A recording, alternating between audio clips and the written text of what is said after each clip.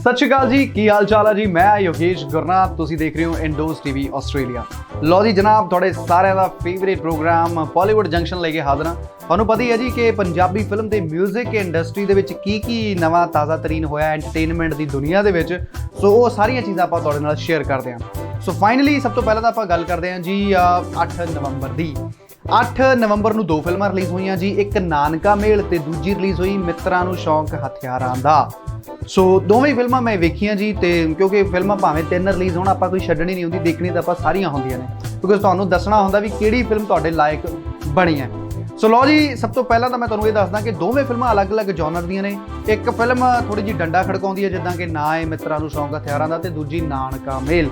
ਹਾਲਾਂਕਿ ਨਾਨਕਾ ਮੇਲ ਦੇ ਵਿੱਚ ਵੀ ਥੋੜੇ ਜਿਹੇ ਮਤਲਬ ਕਹਿ ਲਓ ਕਿ ਕੱਬੇ ਸੁਭਾਅ ਵਾਲੇ ਕਰੈਕਟਰ ਸਾਨੂੰ ਦਿਖਾਈ ਦਿੰਦੇ ਨੇ। ਖਬਰਦਾਰ ਬਾਈ ਜੀ, ਸਿੱਧੀ ਜੀ ਗੱਲ ਹੈ, ਨਾ ਤਾਂ ਮੇਰਾ ਦਾਦਾ ਵਰਤਦਾ ਸੀ ਆਪਦੇ ਸਾਲਿਆਂ ਨਾਲ, ਤੇ ਨਾ ਮੇਰਾ ਪਿਓ, ਤੇ ਨਾ ਵਰਤਦਾ ਮੈਂ। ਪਰ ਸਭ ਤੋਂ ਪਹਿਲਾਂ ਗੱਲ ਕਰਾਂ ਮੈਂ ਨਾਨਕਾ ਮੇਲ ਦੀ, ਜਿਹਦੀ ਲੀਡ ਦੇ ਵਿੱਚ ਰੁਬੀਨਾ ਬਾਜਵਾ ਤੇ ਰੋਸ਼ਨ ਪ੍ਰਿੰਸ ਨਜ਼ਰ ਆਏ। ਰੋਸ਼ਨ ਪ੍ਰਿੰਸ ਭਾਜੀ ਦੀਆਂ ਵੈਸੇ ਤਾਂ ਜ਼ਿਆਦਾਤਰ ਫਿਲਮਾਂ ਹਿੱਟ ਨਹੀਂ ਹੁੰਦੀਆਂ, ਕਹਿਣਾ ਹੀ ਪੈਂਦਾ ਹੁਣ ਜਦੋਂ ਹੁੰਦੀ ਹੋਣੀ। ਤੇ ਨਾਨਕਾ ਮੇਲ ਮੈਨੂੰ ਪਹਿਲੀਆਂ ਫਿਲਮਾਂ ਦੇ ਨਾਲੋਂ ਉਹਨਾਂ ਦੀ ਵਧੀਆ ਫਿਲਮ ਲੱਗੀ, ਤੇ ਉਹਨਾਂ ਦੀ ਐਕਟਿੰਗ ਦੇ ਵਿੱਚ ਵੀ ਮੈਨੂੰ ਅੱਛਾ ਸੁਧਾਰ ਲੱਗਿਆ।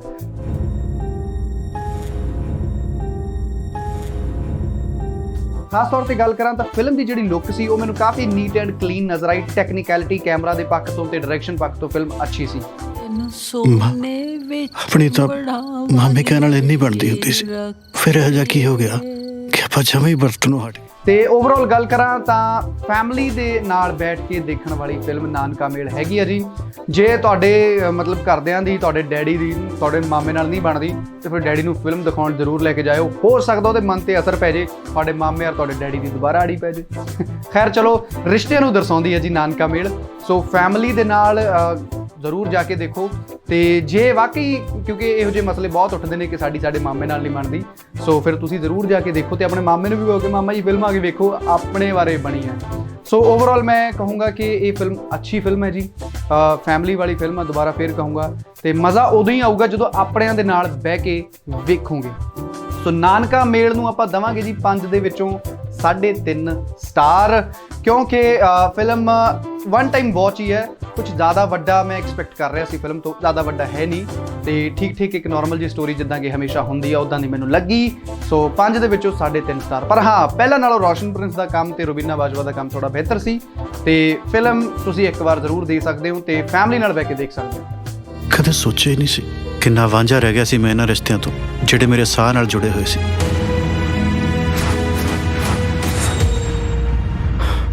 ਰਾਹ ਦੇਖ ਕੇ ਨਾ ਸਭ ਕੁਝ ਯਾਦ ਆ। ਸੋ ਹੁਣ ਗੱਲ ਕਰਦੇ ਹਾਂ ਜਨਾਬ ਆਪਾਂ ਦੂਜੀ ਫਿਲਮ ਦੇ ਬਾਰੇ, ਮਿੱਤਰਾਂ ਨੂੰ ਸ਼ੌਂਕ ਹਥਿਆਰਾਂ ਦਾ। ਸੋ ਇਹ ਫਿਲਮ ਮੈਨੂੰ ਕਾਫੀ ਅੱਛੀ ਲੱਗੀ। ਅਗਰ ਮੈਂ ਗੱਲ ਕਰਾਂ ਕਿ ਮੈਂ 2 ਫਿਲਮਾਂ ਦੇਖੀਆਂ ਨੇ ਨਾ, ਤਾਂ ਨਾਨਕਾ ਮੇਲ ਦੇ ਨਾਲੋਂ ਮੈਨੂੰ ਇਹ ਫਿਲਮ ਜ਼ਿਆਦਾ ਬਿਹਤਰ ਲੱਗੀ, ਮੈਨੂੰ ਮਜ਼ਾ ਆਇਆ। ਹਾਲਾਂਕਿ ਇਸ ਫਿਲਮ ਤੋਂ ਮੈਂ ਐਕਸਪੈਕਟ ਨਹੀਂ ਕਰ ਰਿਹਾ ਸੀ, ਨਾਨਕਾ ਮੇਲ ਤੋਂ ਮੈਂ ਐਕਸਪੈਕਟ ਕੀਤਾ ਸੀ ਕਿ ਕੁਝ ਡਿਫਰੈਂਟ ਦੇਖਦੇ ਹਾਂ, ਬਟ ਉਹ ਨਾਰਮਲ ਇੱਕ ਪੰਜਾਬੀ ਫਿਲਮਾਂ ਦੀ ਤਰ੍ਹਾਂ ਮੈਨੂੰ ਲੱਗੀ। ਬਟ ਇਹ ਜਿਹੜੀ ਦੂਜੀ ਫਿਲਮ ਹੈ ਮਿੱਤਰਾਂ ਨੂੰ ਸ਼ੌਂਕ ਹਥਿਆਰਾਂ ਦਾ, ਇਹ ਫਿਲਮ ਮੈਂ ਹਾਲਾਂਕਿ ਫਿਲਮ ਨੂੰ ਅੰਡਰ ਐਸਟੀਮੇਟ ਕਰ ਰਿਹਾ ਸੀ, ਮੈਂ ਝੂਠ ਨਹੀਂ ਬੋਲਾਂਗਾ, ਮੈਂ ਸੱਚ ਦੱਸਾਂਗਾ ਕਿ ਠੀਕ ਫਿਲਮ ਹੋਣੀ ਆ। ਸਾਡੀ ਕੰਪਨੀ ਕਰਦੀ ਕੀ ਹੈ? ਅਸੀਂ ਕਰਦੇ ਹਾਂ ਰੀਅਲ ਏਸਟੇਟ ਰਿਕਵਰੀ ਏਜੰਟਸ ਦਾ ਕੰਮ।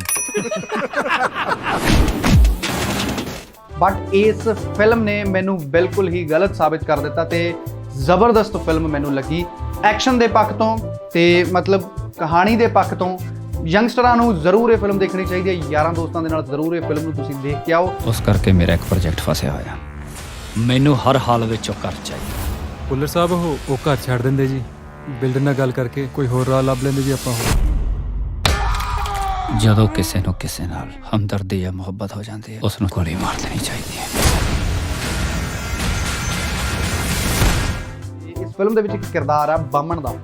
ਸੋ ਇੱਕ ਕੈਰੈਕਟਰ ਆ, ਮੈਂ ਕਹਿੰਦਾ ਜੀ ਜਾਨ ਹੀ ਕੱਢ ਲਈ ਇਸ ਕੈਰੈਕਟਰ ਨੇ, ਤੇ ਇਹ ਕੈਰੈਕਟਰ ਛਾ ਗਿਆ ਜਨਾਬ।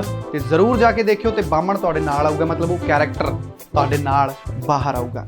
ਸੋ ਫਿਲਮ ਦੀ ਕਹਾਣੀ ਵੀ ਬੜੀ ਜ਼ਬਰਦਸਤ ਆ। ਮੈਂ ਹੁਣ ਤੁਸੀਂ ਦੇਖ ਹੀ ਲਿਓ, ਕਿਉਂਕਿ ਮੈਂ ਕਹਾਣੀ ਦੱਸ ਕੇ ਮਜ਼ਾ ਖਰਾਬ ਨਹੀਂ ਕਰਦਾ ਹੁੰਦਾ ਬਾਕੀਆਂ ਦੀ ਤਰ੍ਹਾਂ। ਓਵਰਆਲ ਤੁਹਾਨੂੰ ਦੱਸ ਦੇਣਾ ਕਿ ਤੁਸੀਂ ਅਗਰ ਇਹ ਫਿਲਮ ਦੇਖਣ ਜਾਓਗੇ ਤਾਂ ਤੁਹਾਡੇ ਪੈਸੇ ਨੇ ਜਿਹੜੇ ਉਹ ਜ਼ਰੂਰ ਵਸੂਲ ਹੋਣਗੇ ਮਿੱਤਰਾਂ ਨੂੰ ਸ਼ੌਂਕ ਹਥਿਆਰਾਂ ਦਾ। ਜੇ ਤੁਸੀਂ ਕਹੋਗੇ ਦੋਨਾਂ ਚੋਂ ਇੱਕ ਚੁਣ ਲਓ, ਵੈਸੇ ਤਾਂ ਮੈਂ ਕਹੂੰਗਾ ਦੋਨੋਂ ਹੀ ਦੇਖੋ ਯਾਰ, ਪਰ ਜੇ ਦੋਨਾਂ ਚੋਂ ਇੱਕ ਚੁਣਨੀ ਪੈ ਗਈ ਤਾਂ ਮਿੱਤਰਾਂ ਨੂੰ ਸ਼ੌਂਕ ਹਥਿਆਰਾਂ ਦਾ ਫਿਲਮ ਮੈਨੂੰ ਜ਼ਿਆਦਾ ਬਿਹਤਰ ਲੱਗੀ, ਤੇ ਤੁਹਾਨੂੰ ਇਹ ਫਿਲਮ ਜ਼ਰੂਰ ਦੇਖਣੀ ਚਾਹੀਦੀ ਹੈ। ਤੇ ਇੰਡੋਜ਼ ਟੀਵੀ ਵੱਲੋਂ 5 ਦੇ ਵਿੱਚੋਂ 4 ਸਟਾਰ ਇਹ ਫਿਲਮ ਡਿਜ਼ਰਵ ਕਰਦੀ ਹੈ। ਛੋਟਾ ਪੈਕੇਟ ਬੜਾ ਧਮਾਕਾ ਮੈਂ ਕਹਿ ਸਕਦਾ ਕਿ ਇਸ ਫਿਲਮ ਨੇ ਕੀਤਾ ਏ। ਤੇ ਨਾਨਕਾ ਮੇਲ ਤੋਂ ਡੈਫੀਨੇਟਲੀ ਇਹਦਾ ਬਿਜ਼ਨਸ ਅੱਗੇ ਜਾਊਗਾ। ਫਿਲਮ ਦੀ ਜਿਹੜੀ ਓਪਨਿੰਗ ਹੈ ਉਹਦੇ ਤੋਂ ਤਾਂ ਇਹੀ ਅੰਦਾਜ਼ਾ ਲੱਗਿਆ। ਬਾਕੀ ਹੁਣ ਅਗਲੇ ਦਿਨਾਂ 'ਚ ਆਪਾਂ ਨੂੰ ਪਤਾ ਲੱਗ ਹੀ ਜਾਣਾ ਕਿ ਕਿਹੜੀ ਫਿਲਮ ਅੱਗੇ ਜਾਂਦੀ ਹੈ। ਪਰ ਮਿੱਤਰਾਂ ਨੂੰ ਸ਼ੌਕ ਹਥਿਆਰਾਂ ਦਾ ਥੰਬਸ ਅਪ ਇੰਡੋਜ਼ ਟੀਵੀ ਵੱਲੋਂ ਤੇ ਮੇਰੇ ਵੱਲੋਂ।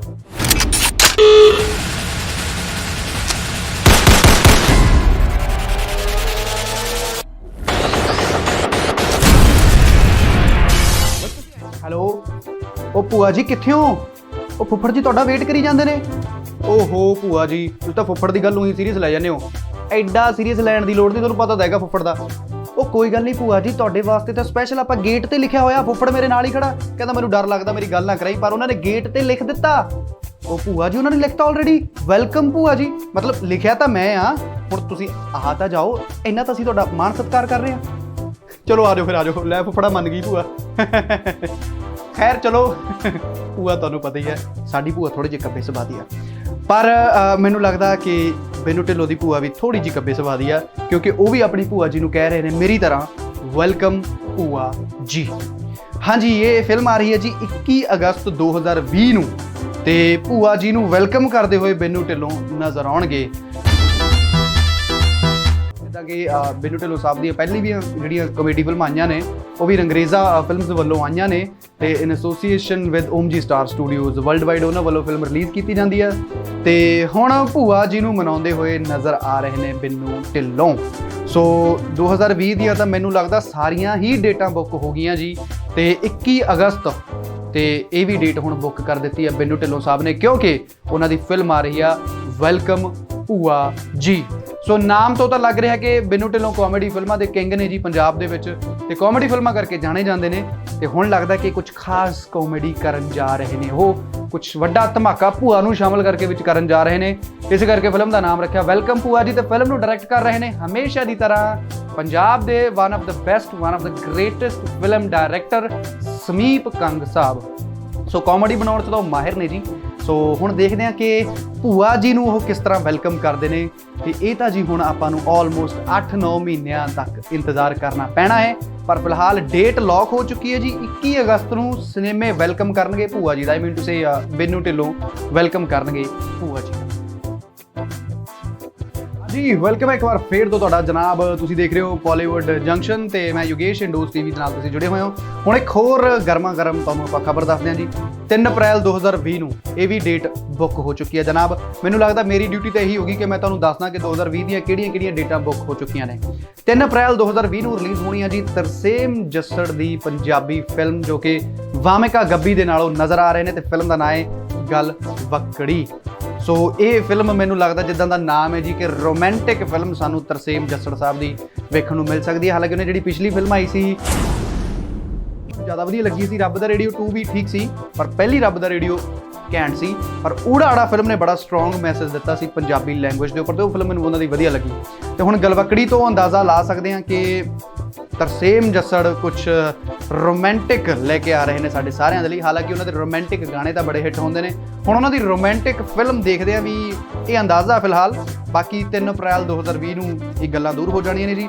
ਵੇਲੀ Janta films in association with Omjee Star Studios ਤੇ ਉਹਨਾਂ ਦੇ ਨਾਲ ਸਰੀਨ ਪ੍ਰੋਡਕਸ਼ਨ UK ਮਿਲ ਕੇ ਇਹ ਫਿਲਮ ਲੈ ਕੇ ਆ ਰਹੇ ਨੇ। ਤੇ ਵੇਲੀ ਜਨਤਾ ਜੱਸੜ ਸਾਹਿਬ ਦੀ ਆਪਣੀ ਕੰਪਨੀ ਹੈ ਜੀ।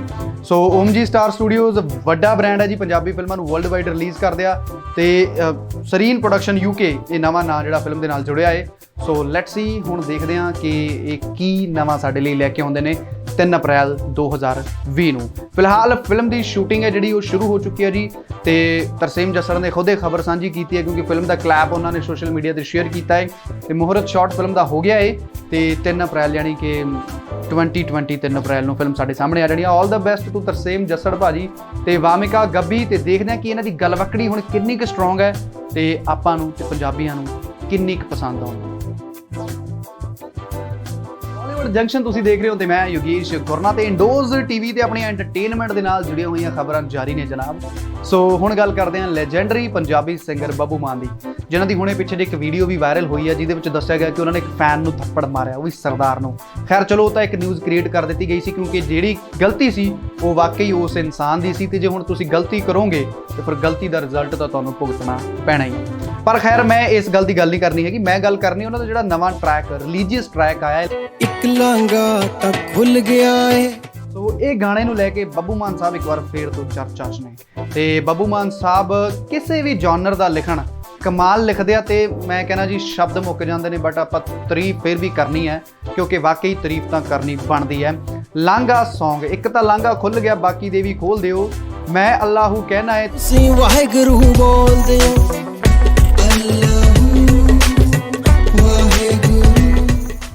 ਇਦਾਂ ਦੇ ਬੋਲ ਉਹਨਾਂ ਨੇ ਮਾਨ ਸਾਹਿਬ ਨੇ ਕਿਹਾ ਹੈ।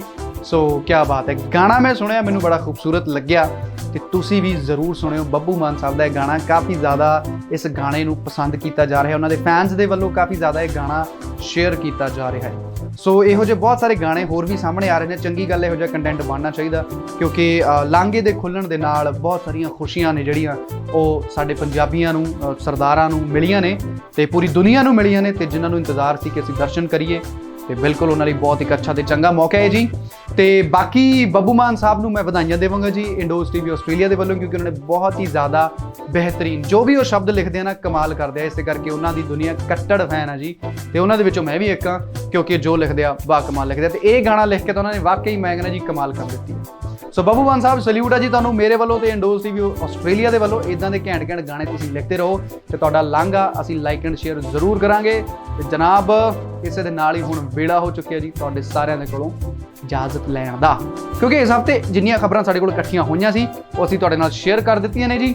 ਨੈਕਸਟ ਵੀਕ ਆਪਾਂ ਫੇਰ ਕੁਝ ਐਂਟਰਟੇਨਮੈਂਟ ਦਾ ਮਸਾਲਾ ਕਿ ਇੰਡਸਟਰੀ ਕੀ ਕਹਿ ਰਹੀ ਆ, ਉਹ ਸਾਰੀਆਂ ਗੱਲਾਂ ਲੈ ਕੇ ਹਾਜ਼ਰ ਹੋਵਾਂਗੇ ਜੀ ਇੰਡੋਜ਼ ਟੀਵੀ ਆਸਟ੍ਰੇਲੀਆ ਦੇ ਉੱਪਰ ਹਮੇਸ਼ਾ ਦੀ ਤਰ੍ਹਾਂ। ਤੇ ਜਾਣ ਤੋਂ ਪਹਿਲਾਂ ਤੁਹਾਨੂੰ ਬਾਬਾ ਜੀ ਦੇ ਸ਼੍ਰੀ ਗੁਰੂ ਨਾਨਕ ਦੇਵ ਜੀ ਦੇ 550 ਸਾਲੇ ਦੀਆਂ ਲੱਖ ਲੱਖ ਮੁਬਾਰਕਾਂ। God bless you. ਜਿਉਂਦੇ ਰਹੋ, ਹੱਸਦੇ ਰਹੋ, ਵਸਦੇ ਰਹੋ ਤੇ ਦੇਖਦੇ ਰਹੋ ਤੁਹਾਡੇ ਸਾਰਿਆਂ ਦਾ ਫੇਵਰੇਟ ਟੀਵੀ ਚੈਨਲ ਇੰਡੋਜ਼ ਟੀਵੀ ਆਸਟ੍ਰੇਲੀਆ। ਸਤਿ ਸ਼੍ਰੀ ਅਕਾਲ।